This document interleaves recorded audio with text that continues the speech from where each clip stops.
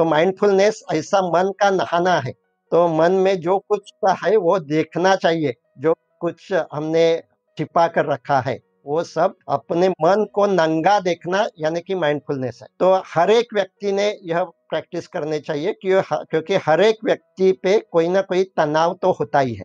तनाव होना यह नेचुरल है, ऑब्वियस है। इंस्पिरेशन चौपाल का ये चौथा एपिसोड है डॉक्टर यशवंत वेलणकर के साथ। दोस्तों, कभी ऐसा हुआ है किताब पढ़ रहे हो, नजरें किताब पे है, लेकिन मन कहीं और भटक रहा है, दिमाग में कुछ और ही चल रहा है? अगर ऐसा हुआ है तो आज का एपिसोड आपके लिए है। क्या होता है माइंडफुलनेस? साक्षी ध्यान का मतलब क्या है? क्या मोटिवेशनल वीडियोस देखने से, बी पॉजिटिव बोलने से सच में पॉजिटिव विचार आते हैं? विचार करना और विचार आना, इसमें क्या फर्क है? ऐसी काफी सारी बातें की है आज के इस एपिसोड में डॉक्टर यशवंत वेलणकर से, जो एक मुंबई बेस्ड माइंडफुलनेस थेरेपिस्ट है।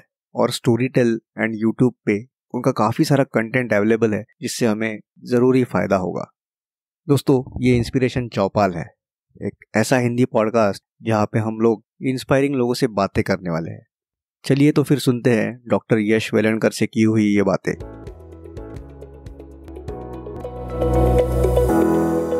डॉक्टर साहब, आपका बहुत बहुत स्वागत है अपने इस इंस्पिरेशन चौपाल पे। नमस्ते।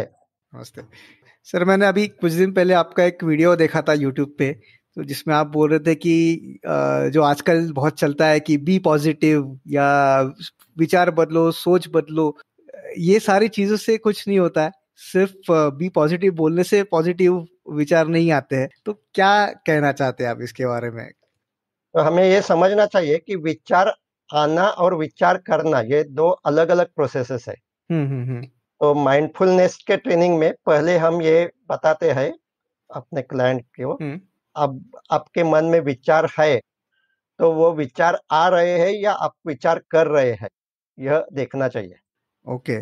तो विचार करते हैं कभी हम कुछ जब प्लानिंग करते हैं उस वक्त विचार करते हैं, कोई मैथमेटिक्स का प्रॉब्लम सॉल्व करते हैं उस समय विचार करते हैं, लेकिन बहुत बार तो हमारे मन में विचार आते हैं। तो जो बी पॉजिटिव पॉजिटिव सोचना चाहिए वो विचार करते समय याद रखना चाहिए, वो आवश्यक है कि विचार करते समय हमें पॉजिटिव विचार अधिक करने चाहिए। लेकिन विचार आते हैं वो पॉजिटिव नहीं आते, वो बहुत बार निगेटिव ही अधिक आते हैं, क्योंकि अपना ब्रेन निगेटिव बायस्ड है, वो उसका निगेटिविटी की ओर अधिक झुकाव है। तो ज्यादातर हम क्या करते हैं, जब भी कोई निगेटिव थॉट मेरे मन में आता है तो उस समय मैं काउंटर थिंकिंग करके एक पॉजिटिव विचार करता हूँ। जैसे कि मुझे इन्फेक्शन होगा ऐसा विचार मुझ में आया तो मैं काउंटर थिंकिंग करके विचार करता हूँ कि नहीं, मैं पूरी कोशिश कर रहा हूँ, सोशल डिस्टेंस ये कर रहा हूँ, तो यह इन्फेक्शन नहीं हो। तो यह जो करता हूँ मैं, वो विचार करता हूँ कि मुझे इन्फेक्शन नहीं होगा, जिसे हम पॉजिटिव बी पॉजिटिव ऐसा कर। लेकिन मुझे इन्फेक्शन होगा, यह जो थॉट है, अगर हम हमेशा ऐसा उसे काउंटर थिंकिंग करते रहते हैं तो वो थॉट बार बार मन में आता है, और उससे ही बाद में हम एंजाइटी डिसऑर्डर ऐसा कहते हैं कि बार बार मुझे इन्फेक्शन होगा, मुझे इन्फेक्शन होगा, ऐसा विचार मन में आता है।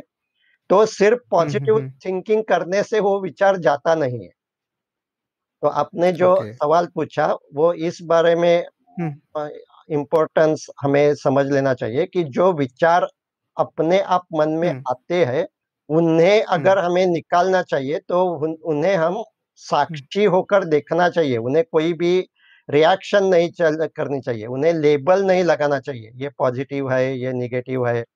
और ऐसा करते समय हम उन्हें इम्पोर्टेंस देते हैं, उनके मीनिंग को इम्पोर्टेंस देते हैं। सिर्फ बी पॉजिटिव ऐसा कहने से पॉजिटिव विचार मन में आते नहीं है, वो तो निगेटिव ही विचार आते हैं। तो वो जो विचार आते हैं उन्हें देखना और उनका जो कुछ शरीर पे असर हो रहा है वो महसूस करना और उसका स्वीकार करना। ऐसा करने से वो जो निगेटिव विचार आते हैं वो क्लीन होने लगते हैं। उनकी जो कुछ सबकॉन्शियस में स्टोर्ड होता है वो क्लीन होता है। तो इसीलिए सिर्फ बी पॉजिटिव ऐसा कहने से निगेटिव विचार आने बंद नहीं होते, यह हमें समझ लेना चाहिए। ओके, तो यानी जो कुछ विचार जो है वो ऑटोमेटिकली आते रहते हैं हमारे मन में, हमारे दिमाग में, और कुछ विचार हम लोग जानबूझ के करते हैं, कॉशियसली करते हैं। सो बराबर। आपका कहना यह है कि कॉशियसली आप हम लोग जो विचार करते हैं उसको तो हम लोग पॉजिटिव थिंकिंग या पॉजिटिव विचार कर सकते हैं, लेकिन जो ऑटोमेटिकली आ रहे हैं उसके बारे में वो हमारे कंट्रोल में नहीं है। बराबर, वो अपने आप हाँ, आते हैं, वो सबकॉन्शियस माइंड से आते हैं। ओके, तो क्या कुछ तरीका ऐसा भी होता है कि जिसकी वजह से ये जो विचार आते हैं, जो ऑटोमेटिकली आ रहे हैं सबकॉन्शियस माइंड से, इसको हम लोग क्या बदल सकते हैं या उसको रोक सकते हैं? नहीं, वो रोक नहीं सकते, यही तो मैं कह रहा हूँ कि वो अपने कंट्रोल में नहीं है। वो उन्हें रोकने की हम्म। अगर हम कोशिश करते हैं तो वो हाँ, बार बार आने लगते हैं। तो इसीलिए जो ओके। अपने कंट्रोल में नहीं है उसका स्वीकार करना चाहिए। और ये ऐसे निगेटिव हम्म। विचार क्यों आते हैं, तो अब साइकोलॉजी में ये मालूम हो गया है कि अपना ब्रेन हम्म। निगेटिव बायस्ड है और वो अपने ओके। विकास में आवश्यक था। जब हमारे पुरखों आदि मानव जब वुड्स हम्म। में रह रहा था, जंगल में रह रहा था, हम्म। तो उस समय ऐसे विचार हम्म। जो भयकारी विचार है, वो विचार जिसके मन में आते थे, वो उसका ही वंश विस्तार हो गया। जो आज के जमाने हम्म। जो बहुत ही बेखौफ वर्तन करने वाला था, हम्म। वो मारा गया शेर से, हम्म। सांप से। क्योंकि उस समय अपने जो कुछ पूर्वज थे उनके पास कोई हथियार नहीं था। तो जो भी हम्म। हम ऐसा इमेजिन करेंगे कि दो टाइप के हमारे पूर्वज थे, एक बहुत बेखौफ, कुछ नहीं होता ऐसा हम्म। कहने वाला था, तो हम्म। दूसरा था जिसे ऐसा डर था। तो हम्म। जरा सी संभावना शेर की होते ही जो हम्म। डरने वाला हमारा पूर्वज था वो भाग जाता था अपने केव में, ओके। और वो बच गया, उसका वंश विस्तार हो गया। और जो बेखौफ वर्तन करने वाला था उसे शेर ने खा लिया, तो उसका वंश विस्तार ही नहीं हुआ। हम्म। तो आज की जो कुछ हम्म। ह्यूमन रेस है वो सब जो डरने वाला अपना पूर्वज था उनकी ही जीन्स हमारे ब्रेन में है, अपने शरीर में है। इसीलिए ओके। हम निगेटिव, अपना ब्रेन, अपना मस्तिष्क निगेटिव बायस्ड है। और यह साइकोलॉजी में भी अब हम्म। बहुत ही रिसर्च हो रहे हैं, उसमें पाया जाता है कि हमें ऐसा लगता है हम्म। कि अगर मेरी पत्नी को जो पसंद नहीं आता, ऐसी एक चीज मैं करता हूँ, तो लॉजिकल हम्म। मैं ऐसा मुझ में विचार करता हूँ कि अगर उसकी पसंद आने वाली एक चीज मैंने की तो वो इक्वल हम्म। होना चाहिए, एक 1 = 1। लेकिन ऐसा नहीं, ग्रेट। अगर मैंने एक भी चीज की है तो वो न्यूट्रलाइज करने के लिए कम से कम 5 अच्छे चीजें करना यह आवश्यक होता है। ऐसा बहुत ही साइकोलॉजिकल रिसर्च में पाया गया है। सो ब्रेन के ओके। बारे में 1 = 5, 1 हाँ, हाँ, हाँ। Bad thing = 5 good thing, because अपने ब्रेन ओके। में पूरे मेमोरी के लिए ही अधिक जगह है, अच्छी मेमोरी के लिए जगह ही नहीं है। तो यह भी निगेटिव बायस का एक एग्जाम्पल है। तो इसीलिए वो जो ओके। बुरी मेमोरी अपनी जो कुछ होती है बचपन से, तो हम्म। उसके कारण ये निगेटिव थॉट्स आते रहते हैं।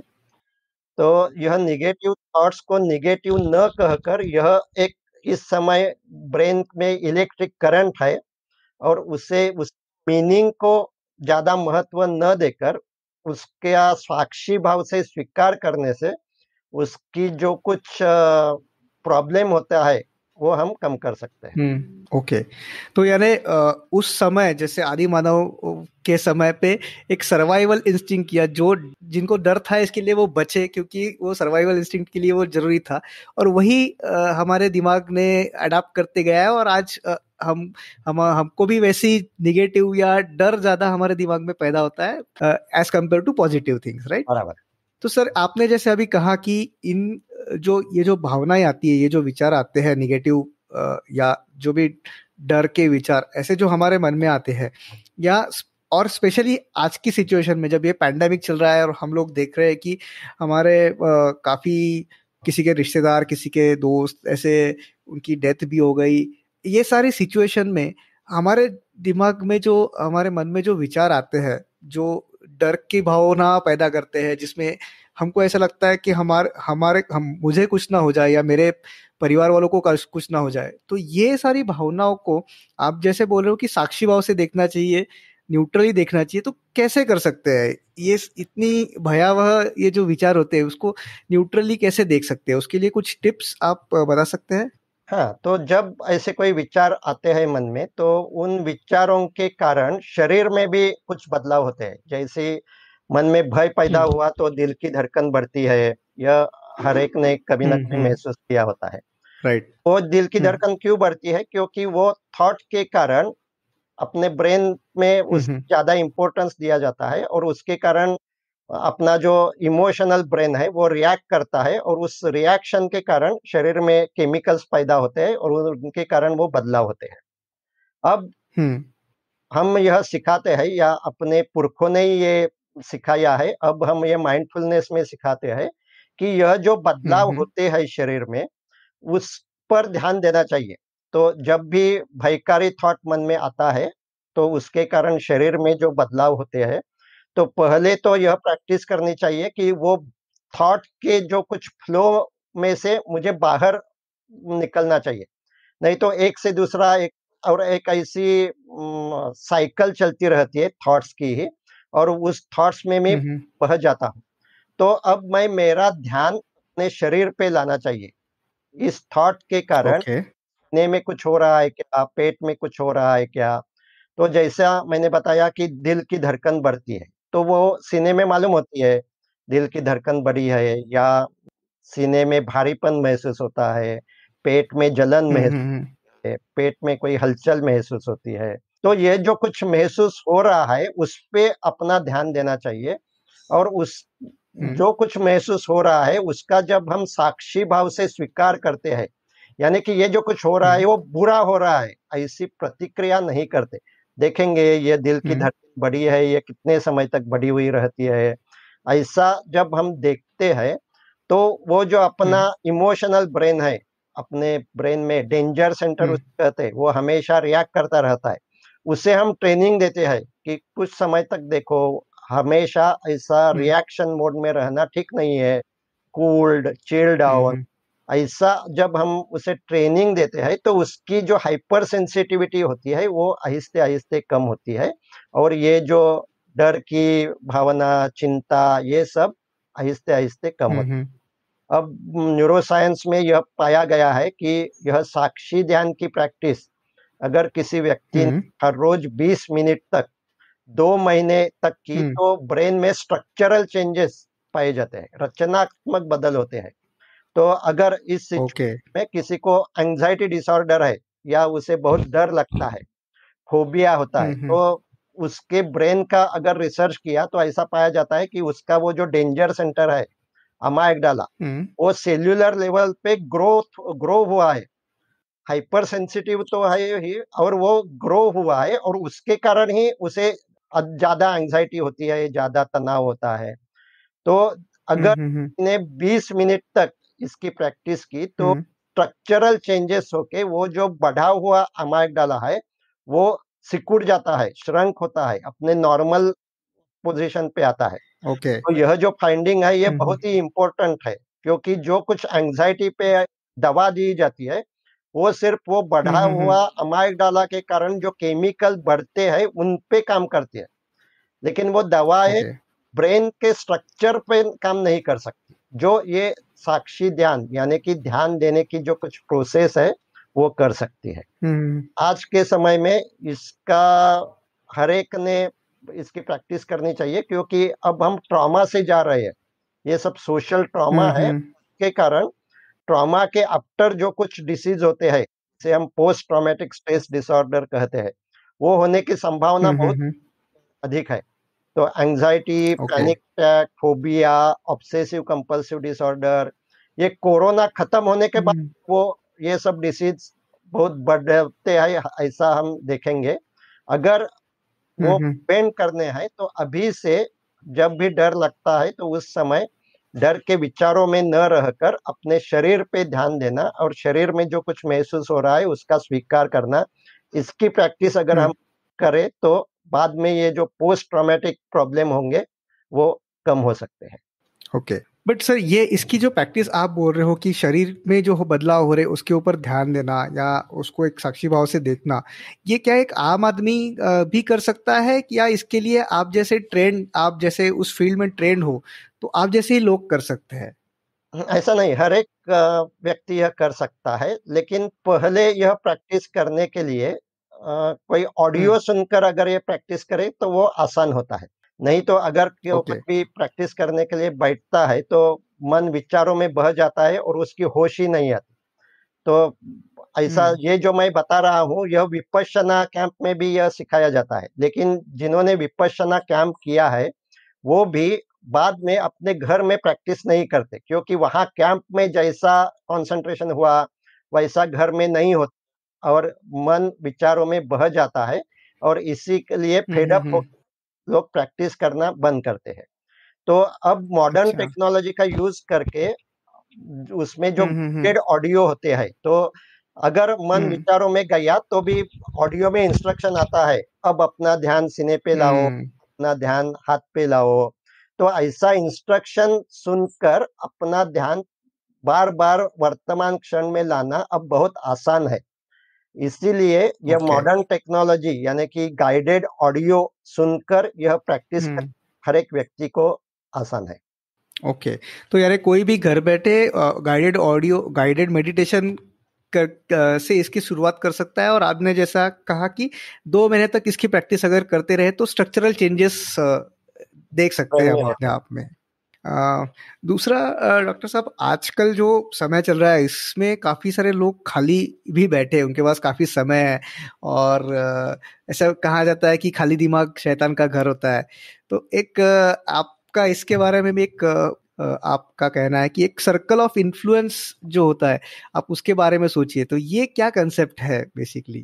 तो खाली दिमाग शैतान का घर, ये जो मैंने बताया वही निगेटिव बायस के बारे में है। तो खाली दिमाग शैतान का घर है ही, लेकिन उससे भागने से वो शैतान का घर बदल नहीं जाता, और वो शैतान का घर कोई बाहर नहीं है, वो अपने ब्रेन में ही है।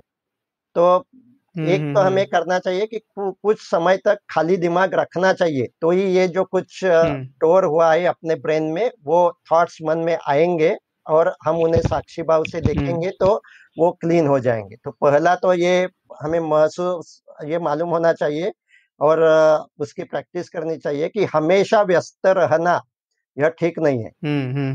मैं भी यूट्यूब पे बहुत वीडियो देखता हूँ, तो बहुत लोग ऐसी सलाह देती है कि इतने व्यस्त रहो कि उदासी आने ही न पाए। ये बिल्कुल रॉन्ग सजेशन है, क्योंकि जब आप ऐसे व्यस्त रहते हो तो आप कॉन्शियस माइंड को व्यस्त रखते हो, लेकिन जो कुछ उदासी है, डर है, वो तो अनकॉन्शियसली ने क्या बताया कि निगेटिव बायस ब्रेन के कारण वो तो पैदा होता रहता है। मैं उस समय उसके ओर अपना ध्यान नहीं देता हूँ, लेकिन ध्यान न देने से वो निकल नहीं जाता, वो तो हमेशा शरीर में रहता है और कभी भी पावरफुल होके प्रॉब्लम क्रिएट। तो ये जो सारे इमोशनल डिसऑर्डर की एक वजह है, हम वो जो कुछ क्लीन करना चाहिए सबकॉन्शियस माइंड को वो करते नहीं है। तो एक तो हमें टाइम स्पेयर करना चाहिए, और कौन से विचार मन में आते हैं, ये जो शैतान का घर है तो क्या क्या है शैतान के घर में, यह देखना, उससे भाग न जाकर उसका सामना करना चाहिए। तो इसके लिए हम 10 मिनट 15 मिनट दे सकते हैं। अब कुछ समय हमें विचार करने के लिए भी देना चाहिए। तो आपने जो पूछा वो विचार कर हमें यह देखना चाहिए कि मैं किस एरिया में विचार कर रहा हूं, यानी कि फिर से मेरे मन में विचार आते हैं और वो बहुत से चिंताओं के बारे में आते हैं। तो इसे हम कह सकते हैं सर्कल ऑफ कंसर्न, चिंता का क्षेत्र। तो यह क्या क्या हो सकता है, यह अब ये लॉकडाउन, ये मेरे बिजनेस पे क्या असर होगा, मेरी जॉब जाएगी, फाइनेंशियल कंडीशन बैड होगी, ऐसे बहुत से विचार अपने मन हम्म। में आते हैं। ऐसे विचार आना तो स्वाभाविक है, तो इसे हम कह सकते हैं सर्कल ऑफ कंसर्न। लेकिन उस ओके। सर्कल के अंदर एक छोटा सर्कल होता है जिसे हम कह सकते हैं सर्कल ऑफ इन्फ्लुएंस या प्रभाव क्षेत्र। तो ऐसे ये जो ओके। कुछ सारी चिंताएं हैं, उस बारे में मैं क्या कर सकता हूँ, आज क्या कर सकता हूँ, कल क्या कर सकता हूँ, ऐसा हम्म। विचार जब मैं करता हूँ तो मैं प्रभाव क्षेत्र पे विचार करता हूँ। और ऐसा विचार करना यह लाभदायी है, आवश्यक है। अगर मैं सिर्फ सर्कल ऑफ कंसर्न का विचार करता रहूंगा, ये होगा ये होगा, तो वह हम्म। अपना एनर्जी ड्रेन करता है, अपने ब्रेन को थकाता है। लेकिन जब भी मुझे हम्म। होश आती है कि मैं मेरे मन में ऐसे ऐसे विचार आते हैं, लेकिन मैं क्या कर सकता हूँ, फिनेंशियल कंडीशन अच्छी रहने के लिए और कोई स्किल सीख सकता हूँ क्या, तो अब मेरे पास टाइम है, तो वह स्किल सीखने के लिए मैं टाइम दे सकता हूँ क्या, मैं क्या कर सकता हूँ, इस पे अपना हम्म। विचार करने का समय फोकस करना, यह बहुत आवश्यक है। इसे हम सर्कल ऑफ इन्फ्लुएंस ऐसा कह सकते हैं। तो विचार करने का जो कुछ स्किल है, वह भी सिखाना चाहिए हर एक व्यक्ति को, क्योंकि यह सिखाया नहीं। हम्म। इस पर बुक्स बहुत अवेलेबल है। जैसा मैं एक बताऊंगा, हाँ। Bert de Bono is a master on thinking skill. तो उसके ये ओके। पे बहुत ऐसे बुक्स है। उसमें एक बुक है सिक्स थिंकिंग हैट्स। तो विचार करते समय ओके। भी हम 6 तरीके से कर सकते हैं। तो विचार अच्छा। करना और विचार आना, इसमें जो डिफरेंस, यह पहले मालूम होना चाहिए। तो मैं अब विचार राइट। कर रहा हूँ, ऐसा जब मैं हम्म। नोटिस करता हूँ, तो अपने सर्कल ऑफ इन्फ्लुएंस में विचार करना चाहिए। ओके। ओके। अच्छा, तो ये बहुत अच्छी बात डॉक्टर साहब आपने बताई कि एक तो बहुत बार ऐसा होता है कि कोई व्यक्ति किसी ट्रॉमा से गुजरता है तो हम लोग उसको ये सलाह देते हैं कि आप काम में अपने आप को व्यस्त कर लो, तो फिर थोड़ा सा मन बहल जाएगा या फिर आपका थोड़ा डिस्ट्रैक्शन हो जाएगा वो सब चीज़ों से। सो आपका ये कहना है कि ये वो टेम्पररी होता है क्योंकि आपके सबकॉन्शियस माइंड में वो ट्रॉमा ऑलरेडी अभी भी है, तो जब तक वो बाहर नहीं निकल जाता परमानेंटली तब तक उसका कुछ फायदा नहीं है। आप काम में व्यस्त भी रहोगे तो सबकॉन्शियस माइंड में वो चलती रहेगी बातें और बाद में एकदम से बाहर निकल सकती है। बराबर बराबर। तो इसके लिए मैं एक एग्जांपल भी दे सकता हूँ। फिर से एक हाँ हाँ इंग्लिश हाँ, बिल्कुल। का नाम है 10% हैप्पियर। तो राइट। हाँ उसका हाँ जो हाँ। राइटर है डैन हैरिस, तो वो ऐसे ही हम्म। हमेशा खुद को बिजी रखने वाला था। वो एक पत्रकार था, टीवी पे शो करता था और हमेशा बिजी हम्म। था। लेकिन उस वो भी बहुत ही ट्रॉमेटिक इवेंट से गया था, वो अफगानिस्तान में गया था, तो वो सब उस पे अच्छा। सबकॉन्शियस का असर था। और एक दिन हम्म। अमेरिका में चैनल पे वो लाइव शो कर रहा था, एबीसी हेलो ओके। अमेरिका। और वो लाइव शो करते ओके। समय ही उसे पैनिक अटैक आया। तो वो वीडियो भी अच्छा। यूट्यूब। तो यह जो बात ओके। है मैं बता रहा हूँ, यह एक हम्म। सबूत है। तो डैन हैरिस ने अपना खुद का यह एक्सपीरियंस लिखा है उस 10% हैप्पियर ऐसे बुक में।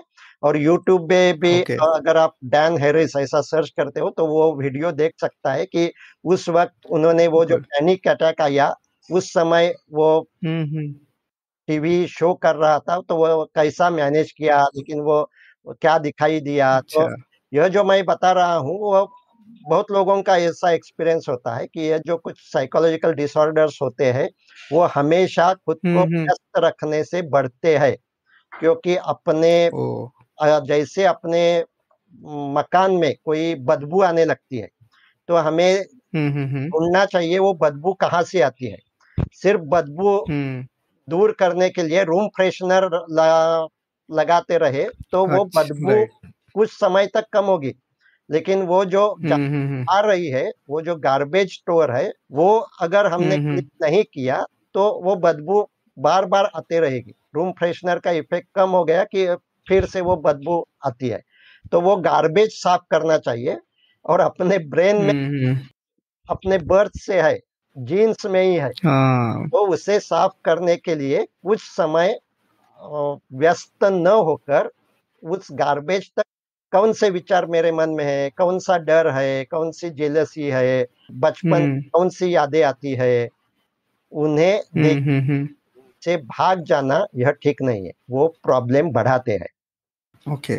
बट डॉक्टर साहब, जब भी हम लोग ऐसी इसकी बातें करते हैं कि जो भी निगेटिव विचार मेरे मन में है या जो भी ऐसी भावनाएं हैं, तो उसके बारे में हम लोग अगर विचार करने जाते हैं तो ये एक डर लगता है कि वो और बड़ी मात्रा में बाहर आएंगे, या उससे हम और चिड़चिड़े हो जाएंगे, या और गुस्सा हमको आ जाएगा। ये डर रहता है, इसलिए हम लोग खुद को व्यस्त कर लेते हैं, या बहुत से लोग बिंज वॉचिंग करने लगते हैं, मूवीज देखने लगते हैं। तो क्या आप कहना चाहोगे कि जो नेगेटिव थॉट्स है उसको आप एड्रेस करने की शुरुआत करने के लिए क्या करना चाहिए? क्योंकि शुरुआत करना ही बहुत डिफिकल्ट होता है ऐसी चीजों को एड्रेस करने के लिए। तो पहले तो हम कुछ समय के लिए यह कर सकते हैं। तो 5 मिनट अपने विचार को देखें, विचार से शरीर में क्या हो रहा है वो देखें, उसका स्वीकार करें, और फिर से हम्म बाद में अपना मन डिस्ट्रैक्ट करके कोई एंटरटेनमेंट करे, जहाँ म्यूजिक सुनना है, राइट। रिलैक्सेशन करना है, वो कर सकते हैं। तो यह जो टाइम है वो पहले थोड़ा कम, लेकिन बाद में जैसे ही हम सीजन होते हैं, अपना वो स्किल बढ़ता है कि अब हाँ ठीक है, मैं देख सकता हूँ।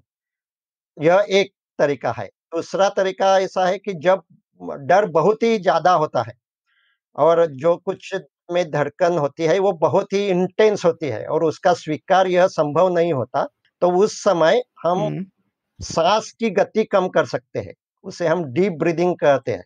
तो अपने सांस की नॉर्मल गति मिनट में 17 टू 20 साइकिल्स होती है। हम्म। लेकिन जब हम डर में होते हैं तो वो बढ़ती है, और उस समय हार्ट रेट भी बढ़ती है, और वही हमें महसूस होता है, दिल की बढ़ी हुई धड़कन।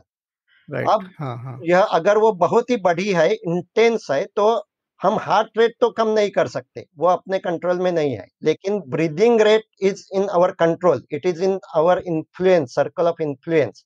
तो हम वो जो ब्रीदिंग रेट है वो स्लो डाउन कर सकते हैं। तो वह एक रिलैक्सेशन एक्सरसाइज है। तो सांस, नासिका ओके। सांस लेना, और सिट्टी बजाते समय जैसी हम सांस छोड़ते हैं वैसी ऐसी करके उठो कि ऐसी सिट्टी बजाते जैसी मूवमेंट करके मुंह से सांस। हम्म। तो सांस की गति जब हम कम करते हैं, यानी 4 सेकंड सांस लिए, हम्म 6 सेकंड तक सांस छोड़ी, तो 10 सेकंड में एक साइकिल पूरी होती है, यानी कि 1 मिनट में हम सिर्फ 6 साइकिल करते हैं। ऐसा जब हम 2 3 मिनट 3 मिनट करते हैं तो इसे रिलैक्सेशन टेक्निक कहते हैं, और इस रिलैक्सेशन के कारण दिल की बढ़ी हुई धड़कन कम होती है, और अब हम उसका स्वीकार करना संभव होता है। तो जब भी दिल की धड़कन बहुत बढ़ती है, जब डर बहुत ही अधिक इंटेंस होता है, तो उस समय हम यह रिलैक्सेशन हम्म। एक्सरसाइज, डीप ब्रीदिंग, इसकी प्रैक्टिस कर सकते हैं। Okay okay. डॉक्टर साहब, आपने थोड़ी देर पहले 2-3 बार उसका जिक्र भी किया, और हम लोग आजकल इसको बहुत सुनते भी है। तो एक टर्म है माइंडफुलनेस। तो माइंडफुलनेस यानी क्या होता है एक्चुअल में? माइंडफुलनेस का अर्थ क्या होता है? तो माइंडफुलनेस ये इंग्लिश शब्द है जिसमें टू माइंड यह वर्ब है। तो to mind okay. Means to pay attention. जब हम ध्यान देते हैं तो हम माइंडफुल रहते हैं। आपने यह टू ओके। माइंड यह वर्ड बहुत बार सुना होगा, जैसे कि रेलवे में अनाउंसमेंट होती है, mind the gap between footboard and platform. Hmm. So what is the right. Mind the gap? Pay attention to that gap. तो हम्म। सिमिलरली हम बातें करते हैं माइंड योर बिजनेस, ऐसा जब हम दूसरे हम्म व्यक्ति को बताते हैं तो वो भी अपने बिजनेस पे ध्यान दो, ऐसा हम बताते हैं। तो यह हम्म माइंडफुलनेस में के दो पहलू है। पहला पहलू है ध्यान हम्म देना, और वह ध्यान वर्तमान क्षण में देना। तो वर्तमान क्षण में हम्म सराउंडिंग में क्या हो रहा है, भूतकाल में क्या हो रहा है, वह हमें हम्म सेंसेस अपने इंफॉर्मेशन देते हैं। दूसरा, शरीर में क्या हो रहा है, इस क्षण में दिल की धड़कन बढ़ी है क्या, कहाँ खुजली हो रही है क्या, उस पे हम ध्यान दे सकते हैं। और तीसरा, अब इस क्षण में मन में क्या है, कौन से फीलिंग्स है, हम्म से थॉट्स है, इस पे भी हम ध्यान दे सकते। तो माइंडफुलनेस का पहला पहलू है ध्यान देना वर्तमान क्षण में, भूतकाल, शरीर और मन में जो कुछ हो रहा है उसे महसूस करना। और दूसरा पहलू है उसका स्वीकार करना, उसे एक्सेप्ट करना, अच्छा। उसे रिएक्ट नहीं करना। तो इसीलिए माइंडफुलनेस को हम साक्षी ध्यान कह सकते हैं। और अपने पुरखों ने यह साक्षी ध्यान, ये जो अपने षड विकार होते हैं उनके निर्मूलन के लिए बताए हैं। तो हर एक पंथ में यह साक्षी ध्यान है। अष्टावक्र अच्छा। गीता ये पूरी साक्षी ध्यान के बारे में ही है। विपश्यना, बुद्ध ने जो कुछ खाया वो विपश्यना, यह साक्षी ध्यान है। जैनों में भी प्रेक्षा ध्यान इस नाम से यह साक्षी ध्यान सिखाया जाता है। आयुर्वेद में भी सत्वावजय चिकित्सा, इससे एक साइकोथेरेपी है, उसमें यह साक्षी ध्यान बताया जाता है। लेकिन अपने पुरखों ने यह साक्षी ध्यान विकारों के निर्मूलन के लिए, षड विकार है उसके निर्मूलन के लिए बताए थे। अब न्यूरोसाइंस में यह पाया गया है कि इस साक्षी ध्यान का असर अपने ब्रेन पे होता है और उसके कारण अपना इमोशनल इंटेलिजेंस बढ़ता है। मेरा जो इम्पल्सिव बिहेवियर होता है वो कम होता है। तो इसीलिए अब ये जो mindfulness is a main stream in western world, क्योंकि वो न्यूरोसाइंस में ये जो कुछ पाया गया है वो अब हेल्थ में, एजुकेशन में यूज करते हैं। तो हमें भी यह हमारे पुरखों ने खोज निकाला है, वो हमें भी हेल्थ और एजुकेशन के लिए यूज करना चाहिए। हमारा एक दोष है, हमने ये जो कुछ ध्यान है यह सिर्फ मोक्ष, ईश्वर ऐसे ही प्रांत में रखा। तो उस प्रांत में उसका लाभ होगा ही, लेकिन अपने हेल्थ के लिए, अपने एजुकेशन के लिए भी इसका लाभ है। यह अब माइंडफुलनेस पर जो कुछ रिसर्च हो रहा है उसमें मालूम हो रहा है। तो इसीलिए माइंडफुलनेस हमें अपने रोज के लाइफ में लाना चाहिए, एजुकेशन में, हेल्थ में, बहुत ही लाभदायक। तो कैसे ला सकते हैं सर इसको हम लोग हमारे रोज की लाइफ में कैसे ला सकते हैं, कैसा उसका प्रयोग कर सकते हैं? एक तो मैंने बताया, तो उसकी प्रैक्टिस 10 मिनट के गाइडेड ऑडियो सुनकर आप कर सकते हैं। तो उसमें यह डिफरेंट तरीके होते हैं, शरीर पे ध्यान देना, मन पे ध्यान देना। हाँ। और वो ऑडियो न सुनते हुए भी आपको जब भी यह होश आए कि मेरा मन इस समय वर्तमान क्षण में नहीं है, तो आप अपना ध्यान वर्तमान क्षण में ला सकते हो। यह बार बार कर सकते हो। तो नहाते वक्त भी अपना मन विचारों में बह जाता है, तो जब भी महसूस हुआ कि मेरा मन अब इस क्षण में नहीं है, तो आप अपना ध्यान वर्तमान क्षण में लाकर पानी की टच कहाँ कहाँ महसूस होती है, वो जो सोप का कोई स्मेल आ रहा है क्या, आप जो कुछ पानी ले रहे हैं, एक्शन कर रहे हैं, तो उस पे आप ध्यान दे सकते हो। तो हर एक एक्टिविटी करते समय, खाते समय, नहाते समय, चलते समय, कोई एक्सरसाइज करते समय, कोई भी काम करते समय आप अपना ध्यान बार बार जब वर्तमान क्षण में लाते हो, तो वही माइंडफुलनेस है। अब अगर इस क्षण आप मेरी ये आवाज सुन रहे हो तो आप माइंडफुल हो, लेकिन आपका अटेंशन कहीं गुम हो गया है, आपके मन में कोई याददाश्त आ रही है या फ्यूचर में क्या करना चाहिए वो विचार आ रहे हैं, तो माइंडफुल नहीं है आप, आपका मन भटक रहा है। So being aware of wandering mind and shifting your attention to again and again present moment is the simple technique to mindfulness. Okay so आपने ये बहुत अच्छी बात कही कि अभी हम आपका आवाज सुन रहे हैं या कहीं पे और हमारा मन है। तो ये तो हमेशा होता है कि हम बुक किताब पढ़ रहे हैं, तो किताब पढ़ते पढ़ते बहुत बार ऐसा हो जाता है कि मन कहीं पे और चला गया। आपने जैसे बोला कि नहाते वक्त तो नहाते वक्त तो कुछ और ही विचार हमारे मन में चलते रहते हैं। इवन गाइडेड मेडिटेशन के वक्त भी ऐसा होता है कि हम लोग बहुत बार कुछ समय के लिए वो इंस्ट्रक्शन जो अच्छे से सुनते हैं और बाद में लेकिन कहीं पे और चला जाता है मन। तो ये जो मन इधर उधर भटकते रहता है और ये विचार आते रहते हैं मन में, तो इसका क्या करें? तो उसका स्वीकार करें। और जब महसूस हुआ कि मन भटक रहा है, उसे फिर से वर्तमान क्षण में फ्रस्ट्रेट न होकर बार बार वर्तमान क्षण में लाए। तो अब जब हम ऐसा बार बार करते हैं, तो न्यूरोप्लास्टिसिटी के कारण अपने ब्रेन में यहाँ एक फ्रंट एरिया में यहाँ एक पार्ट होता है, उसे अटेंशन सेंटर ऐसा कहते हैं। उसका नाम भी साइंटिस्ट ने रखा है, डॉर्सल लैटरल प्रीफ्रंटल कॉर्टेक्स। तो जब भी ओके। मुझे यह होश आता है कि मेरा मन इस समय वर्तमान में नहीं है, वो डिस्ट्रैक्टेड है, तो that is a celebrating moment, क्योंकि जब मुझे ऐसा होश अच्छा। आता तो उस समय वो जो डोर्सोलैटरल प्रीफ्रंटल कॉर्टेक्स है, उसमें एक्टिविटी पाई जाती है। तो मैंने ओके। ध्यान वर्तमान क्षण में लाया, फिर से ध्यान गया, फिर मुझे जब महसूस होता है कि मेरा ध्यान बह गया है, तो यह बार-बार करना, यह उस डोर्सोलैटरल प्रीफ्रंटल कॉर्टेक्स को दिया हुआ एक्सरसाइज है।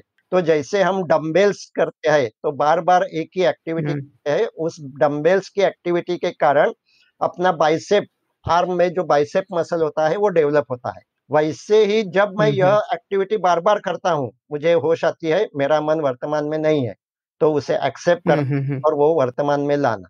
यह जब मैं बार-बार करता हूँ, तो वो डंबल्स जैसा एक्सरसाइज मेरे अटेंशन सेंटर को है। अब और ये पाया गया है कि वो अटेंशन सेंटर में न्यूरोजेनेसिस होता है, यानी कि वहाँ जो सेल्स है, वहाँ उनका कनेक्शन बढ़ता है इस से, और नए सेल्स भी डेवलप होते हैं। तो यह जो होश आने की जो कुछ संभावना है, वो टाइम पीरियड अब कम होने लगता है। जब मैं यह प्रैक्टिस बार-बार अच्छा। करता हूँ, तो अगर पहले तो मुझे 10 मिनट तक मालूम ही नहीं रहता था। अब 5 मिनट में ही मालूम होने लगता है, 1 मिनट में मालूम होने लगता ओह! है। तो ऐसा अपना जो कुछ डिस्ट्रैक्टेड टाइम है, वो कम होने लगता है, और इसीलिए हुँ। यह एजुकेशन में भी यूज़ करना आवश्यक है। क्योंकि एजुकेशन में ओके। तो होशियार बच्चा, वो कौन होशियार होता है, जो जिसका डिस्ट्रैक्टेड माइंड कम होता है। तो जैसा आपने बताया कि पढ़ाई करते समय सिर्फ पढ़ाई, हुँ। जो कुछ लिखा है उस पे आँख जा रही है, लेकिन मन डिस्ट्रैक्टेड है। अगर ये महसूस, बराबर, हाँ। तो 2 घंटे भी पढ़ाई किया तो भी कोई ग्राफ्स नहीं होगा, उसके अंडरस्टैंडिंग में कुछ बढ़ाई नहीं होगी। तो वह होने के लिए मेरा मन इस समय पढ़ाई में नहीं है, इसकी होश आनी चाहिए। तो होशियार जो ओके। को हम बच्चे कहते हैं कि जो अच्छे मार्क गेन करते हैं, वो कौन? हुँ।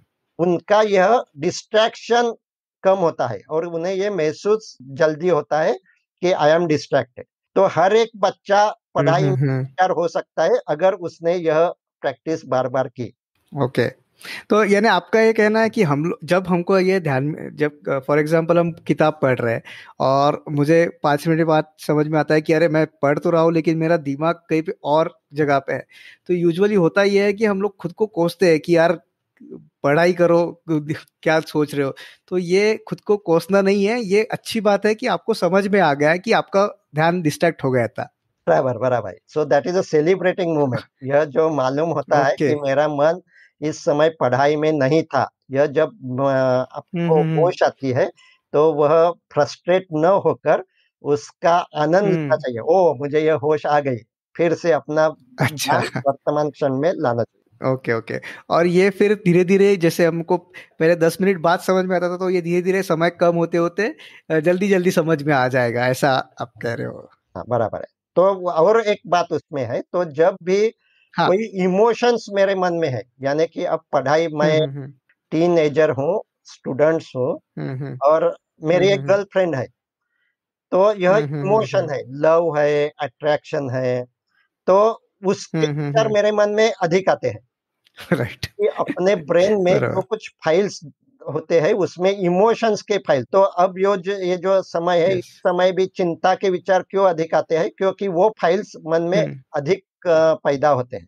तो अगर हुँ, इमोशंस है, तो उसमें अपने विचार अधिक जाते हैं। तो पढ़ाई शुरू हुँ, करते समय हमें ये महसूस करना होगा, और ये तय करना होगा कि हुँ, अगले आधे घंटे तक मेरा गोल यह पढ़ाई यह है। यह आधे घंटे में हुँ, हुँ, अगर वो गर्लफ्रेंड की याद मुझे आई, तो भी मैं उसको इम्पोर्टेंस नहीं दूँगा। जब भी मुझे महसूस हुँ। होता है कि मेरे मन में अब यह कैरेक्टर जो कुछ बुक में है वो नहीं है, वो गर्लफ्रेंड है, तो मेरा ध्यान से उस कैरेक्टर पे लाना चाहिए। वो गर्लफ्रेंड के विचारों में जो मैं रहता हूँ, उसको मेरा हुँ, हुँ, हुँ। ध्यान मेरे पढ़ाई में लाना चाहिए। तो ध्यान देने देना, यह जो स्किल है, वह हमें बढ़ाना चाहिए। हुँ, भावना अपना ध्यान खींच लेती है।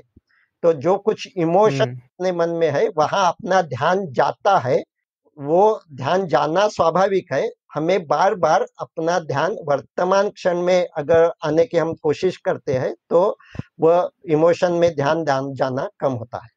ओके, यानी आपका कहना कि गर्लफ्रेंड की याद आना कोई बुरी बात नहीं है, या वो स्वाभाविक है। बस उसको वो आधे घंटे में आपको ये समझाना है कि नहीं, अभी मुझे बुक पढ़ना है, तो वो बाद में करेंगे। ये रियलाइजेशन होना is mindfulness, is what yes you are yes saying. Correct. Doctor साहब, आप क्यों इस फील्ड में आए? आपका इस फील्ड में आने का कुछ पर्टिकुलर रीजन था? किस तरह से आप मानसशास्त्र, इस सब्जेक्ट को आपने सिलेक्ट किया? तो मैं तो पहले डॉक्टर हुआ, उस समय ये मानसशास्त्र के बारे में हम्म जानकारी नहीं थी। लेकिन उसके हम्म। बारे में उसके बाद मैंने कई विपश्यना कैंप किए और उसके हम्म। बाद मुझे महसूस हुआ कि मुझे स्टेज फियर था। तो डॉक्टर होने के बाद भी मैं स्टेज पे खड़ा हम्म। रहकर स्पीच नहीं दे सकता था। मुझे बहुत ही स्टेज अच्छा। फियर। लेकिन विपश्यना हम्म। करने के बाद जो वह फियर था वो कम होने लगा। तो मैंने यह जो अच्छा। के बारे में पढ़ाई शुरुआत की और उसमें मालूम हो गया कि यह जो स्टेज हम्म। फियर वो भी मेरे बचपन के एक्सपीरियंस के कारण हो सकता है। क्योंकि बचपन ओके। में मैं तोतला था और मेरी माँ की अच्छा। मुझे बहुत ही, मैं उसके प्रति कृतज्ञ हूँ क्योंकि मैं बहुत ही देहात हम्म। में हम रहते थे, लेकिन वो मुझे लेकर स्पीच थेरेपिस्ट के पास ले जाती थी और वो मुझे अच्छा। सिखाते थे। तो वो उन हम्म। के कारण मेरा तोतलेपन तो कम हो गया। तो मैं हम्म। से बातें करने लगा। लेकिन वो तोतला था तो उस समय मैं मुझ पे जो बहुत ही इमोशनल ट्रॉमा थे। तो उस समय मेरे फ्रेंड्स हम्म। मुझे हमेशा चिढ़ाते होंगे, हाँ। जाते थे। तो वो सब जो कुछ हम्म। इमोशनल ट्रॉमा थे उसके कारण ही मुझे स्टेज फियर या जो इंफीरियरिटी कॉम्प्लेक्स था। तो वो सिर्फ ओके। से अब मैं डॉक्टर हूँ ऐसा कहने से वो जो कुछ इमोशनल रिएक्शन होती है अपनी ओ। अमाइगडाला, वो कम नहीं होती।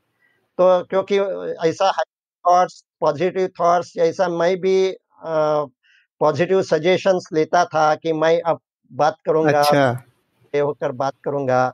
लेकिन जैसे ही इमेजिन करता था कि मैं स्टेज पे खड़ा हूँ तो मेरी दिल की धड़कन बढ़ती थी और बहुत बार मैंने स्टेज पे जाने की कोशिश की थी लेकिन ब्लैंक हो गया था। हम्म नहीं, वो स्पीच से आया था। लेकिन जब बाद में मैंने हम्म ये विपश्यना कैंप किया और घर उसकी प्रैक्टिस करने लगा तो यह जो हम्म। डर था वो कम होने लगा और बाद में मैंने माइंडफुलनेस यह शब्द मुझे मालूम हो गया। तो न्यूरो साइंस का मैं स्टडी करने लगा। तो इसका रीजन मुझे ओके। जो मेरी डर कम हो गई वो क्यों कम हो गई, तो हम्म। मैंने अपने इमोशनल ब्रेन को एक तरह से ट्रेनिंग दिया।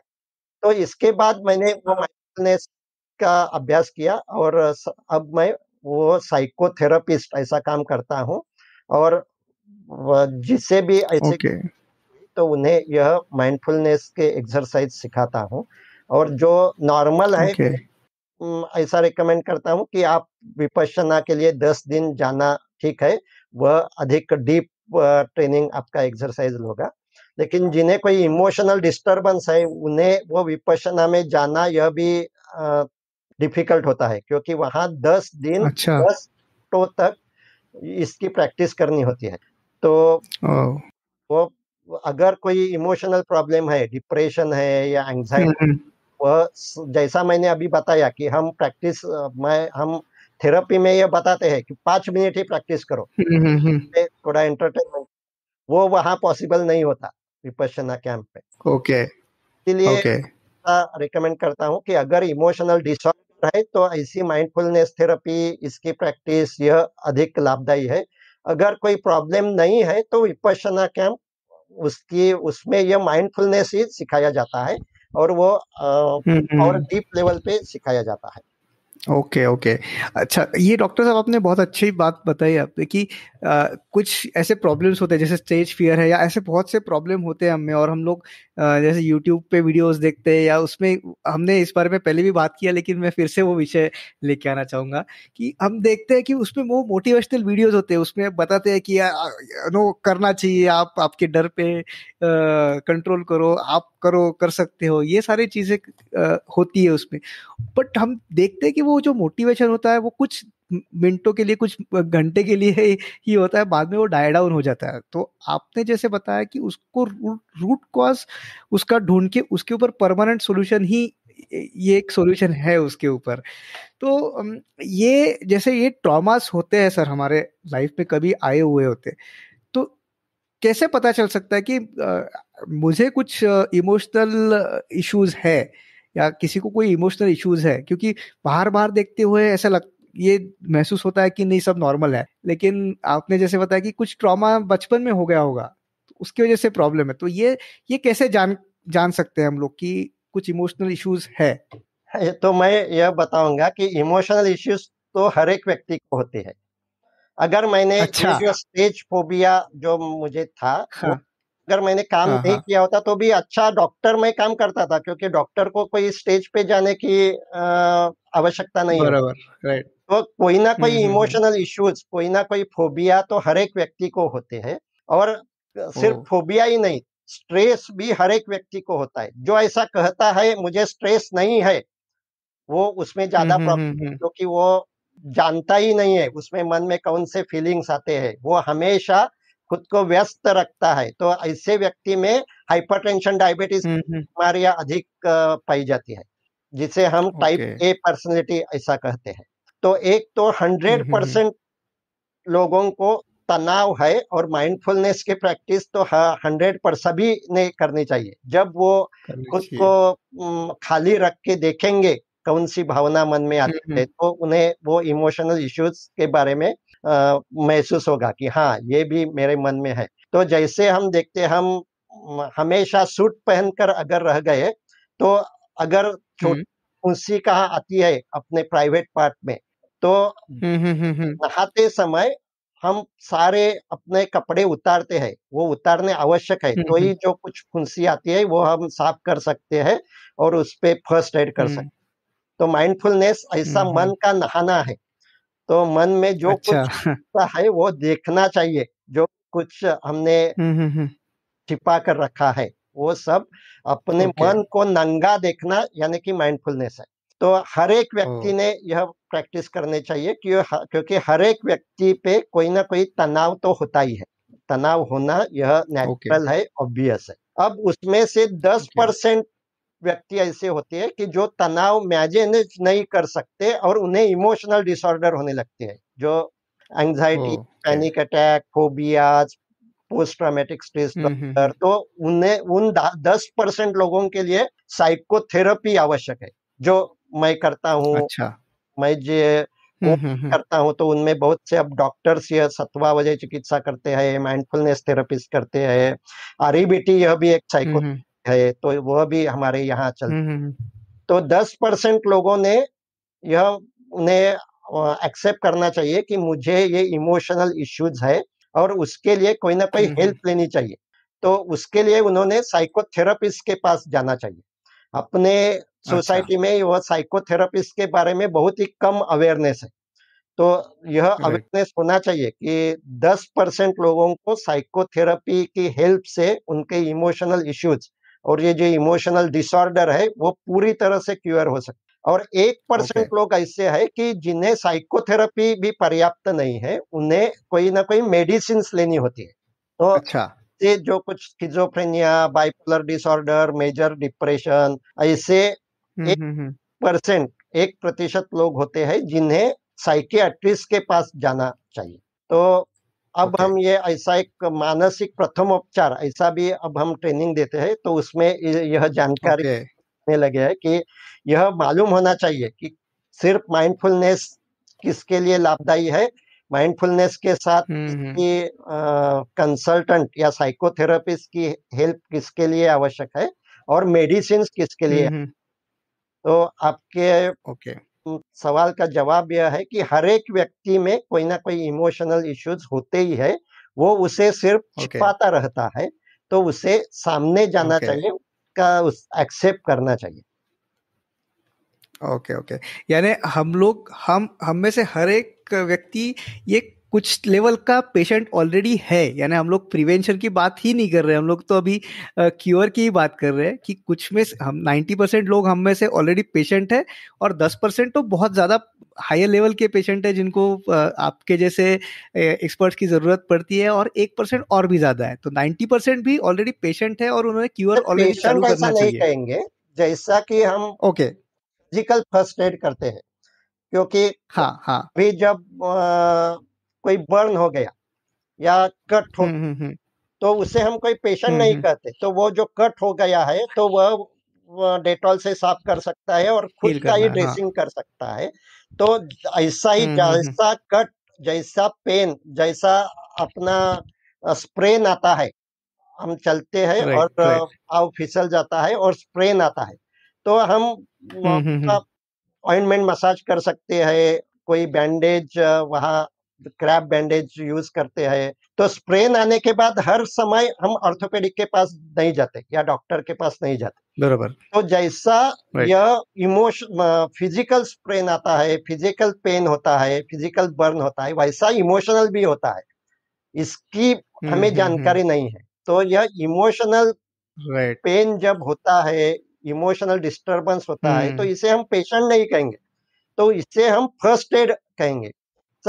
ओके कहाँ ओके, घाव हो गया या बर्न हो गया, तो हम घर राइट, में ही अपने आप उस पे जैसे मरहम लगा सकते हैं, वैसे ही अपने इमोशनल पेन के लिए भी माइंडफुलनेस की प्रैक्टिस से हम वो जो कुछ प्रॉब्लम है उससे बाहर निकल सकते हैं।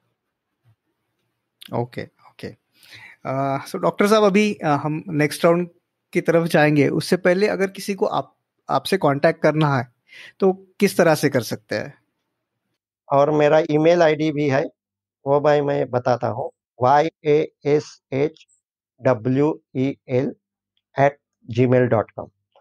और माइंडफुलनेस फॉर हेल्थ ऐसा मेरा यूट्यूब चैनल है, उसमें मैं यह सब जानकारी हिंदी वीडियो करके भी दे रहा हूँ, तो वो भी आप देख सकते हैं, सब्सक्राइब कर सकते हैं, और वहाँ कमेंट लिखकर भी हम एक दूसरे से कांटेक्ट में आ सकते हैं। डेफिनेटली मैं सबको रिकमेंड करूंगा कि डॉक्टर यश वेलणकर का जो यूट्यूब चैनल है ज़रूर उसको सब्सक्राइब करें, और उसमें हिंदी मराठी दोनों में वीडियोस है, और बहुत ही अच्छी उस पर इंफॉर्मेशन दी है, सो जिससे बहुत अच्छा हेल्प हो सकता है। सर, अभी कुछ सवाल है जिसके एक वाक्य में उत्तर देने हैं। बुक, आप एक जो पुस्तक जिसको आपने पढ़ा है और जो आप रेकमेंड करेंगे सबको पढ़ने के लिए? 7 habits of highly effective people, Stephen Covey. Yes sir. आपके लाइफ की, आपके जिंदगी में एक डेली हैबिट जिसकी वजह से आप इतना सब कुछ अचीव कर सके हो? माइंडफुलनेस, साक्षी ध्यान की प्रैक्टिस। अच्छा, बिल्कुल। सर, आपको इंस्पिरेशन कहाँ से मिलता है ये सारी चीजें करने के लिए? तो मुझे ऐसा लगता है कि इंस्पिरेशन अंदर से होना चाहिए, इंट्रिंसिक मोटिवेशन होना चाहिए। तो ये जो मोटिवेशनल वीडियोज है उनकी जरूरत क्यों होती है, क्योंकि एक हम एग्जांपल देखेंगे कि अगर एक कुआं है तो उसमें बाहर से पानी डालते हैं, जैसा रेन वाटर हार्वेस्टिंग कहते हैं। लेकिन उस कुएं में जब तक अंदर के झरने नहीं होते तब तक वो बाहर से पानी जितना भी डाले वो ठीक है, लेकिन वो इवेपोरेट हो जाता है। तो यह जब कुछ मोटिवेशनल लेक्चर सुनना, यह बाहर से पानी डालने जैसा। अच्छा, तो इसीलिए वो मोटिवेशनल स्पीच बार बार सुनना पड़ता है, क्योंकि इंट्रिंसिक मोटिवेशन है, अंदर के झरने तैयार नहीं हुए। तो अगर एक बार अंदर के झरने तैयार हुए तो वो बाहर के मोटिवेशन की कोई आवश्यकता नहीं होती। तो अंदर के झरने होते हैं पर्पस फाइंड करना, मेरे क्या स्किल है। तो हम ऐसा बताते हैं कि हर व्यक्ति की एक सिग्नेचर स्ट्रेंथ होती है, यानी कि उसके जो कुछ स्किल्स होते हैं उसका एक जो कुछ कॉम्बिनेशन होता है वो हर एक व्यक्ति के लिए यूनिक होता है।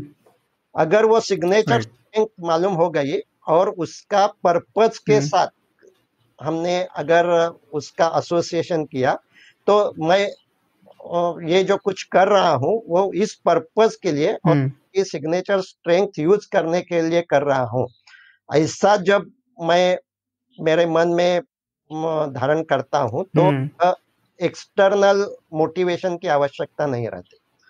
तो मेरा सब जो कोई मोटिवेशनल स्पीच बार बार सुनते हैं उनसे प्रार्थना है कि अगर आपको ये बाहर से मोटिवेशन की आवश्यकता न रहे, ऐसा आपको अगर लगता है तो वह इंट्रिंसिक मोटिवेशन पैदा करे। उसके लिए आपकी सिग्नेचर स्ट्रेंथ के बारे में आपको अवेयर हो और आपका जो कुछ पर्पज, इसके लिए मैं यह काम कर, यह पर्पज अगर मालूम होता है तो कौन सी भी डिफिकल्टीज होती है उसके आपको स्ट्रगल करके उसके बाहर निकल सकते हैं।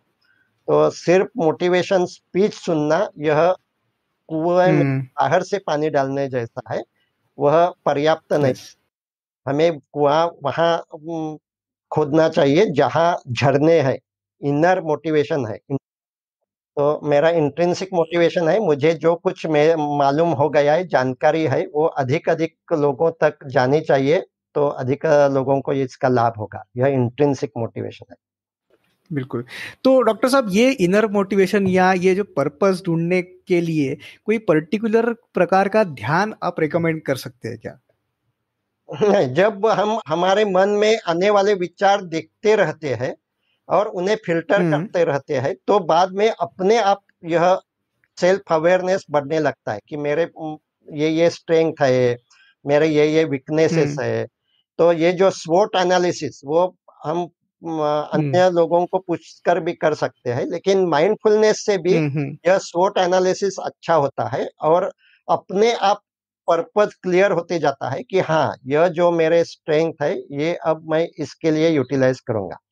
तो माइंडफुलनेस और उसके साथ ऐसी कोई कोचिंग कि जो ये पर्पस के लिए, ये स्ट्रेंथ ढूंढने के लिए आपको हेल्प करेगा, इससे ये पर्पस ये महसूस हो सकता है। बिल्कुल। सर, आपको जब टाइम मिलता है, जब आपका मी टाइम होता है, जब आपके पास दूसरा कुछ काम नहीं होता है, तो वो मी टाइम में आप क्या करना पसंद करते हो? साक्षी ध्यान। अच्छा।